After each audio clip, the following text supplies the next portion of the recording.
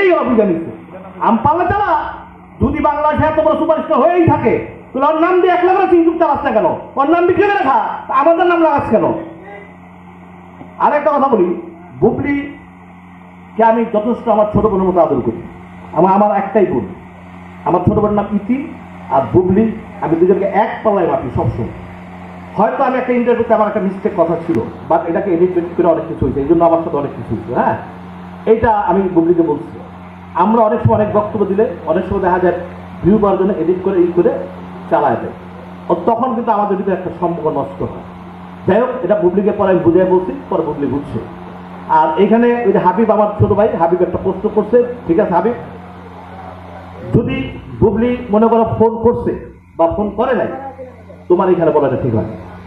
আমি বলি আসতেছি, তুমি বলো তো। হ্যাঁ, আচ্ছা, এর বলা ঠিক হয় নাই, কারণ তুমি হাবিব আমাকে মাইক্রোফোন করে নাও, তুমি আমার কথা শুনো। তোমাকে তো ছোট ভাই হিসেবে যথেষ্ট আদর, আজকে ফোনে তোমার সাথে কথা হচ্ছে। আমি একটা কথা বলি, বুবলি সিনেমার জন্য যে পরিশ্রমটা করে, এটা আমাদের নিজের চোখে দেখা। ভোর 5টার সময় বুবলি উঠেছে রিভেঞ্জ ছবি শুটিং করার জন্য। 5টার সময় আমাদের সূর্যের মানে আমাদের একটা শট নিতে হবে। হ্যাঁ, এত কষ্ট আমি বাংলাদেশের কোনো হিরোইনকে আমি দেখিনি। আমি অনেক ছবির সাথে জড়িত ছিলাম। হ্যাঁ, অর্থাৎ বুবলি নিঃসন্দেহে একজন ভালো আর্টিস্ট। আমাদের যতগুলো নায়িকা আছে আমরা যে দেখি, বুবলি কখনো 1 ঘন্টার শুটিং লেট করে না, এটা বুবলি সবচেয়ে বড় একটা গুণ। যে জন্য যা হয়েছে এখানেই শেষ। হ্যাঁ, আরো মনের ভিতরে কথা দরকার নাই। এখন আমাদের এখানে বক্তব্য রাখবেন আমাদের খুশু ভাই ইকবাল ভাই। ইকবাল ভাই, ইকবাল ভাই একটা প্রশ্ন।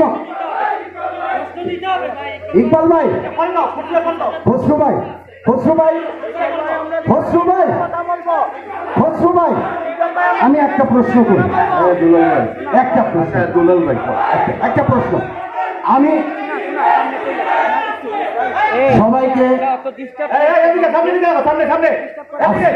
আসসালামু আলাইকুম, আমার নাম দুলাল, আমি বৈশাখী টেলিভিশনে আছি। আমি একটা কথা বলতে চাই, একটু প্লিজ আপনারা একটু শুনবেন।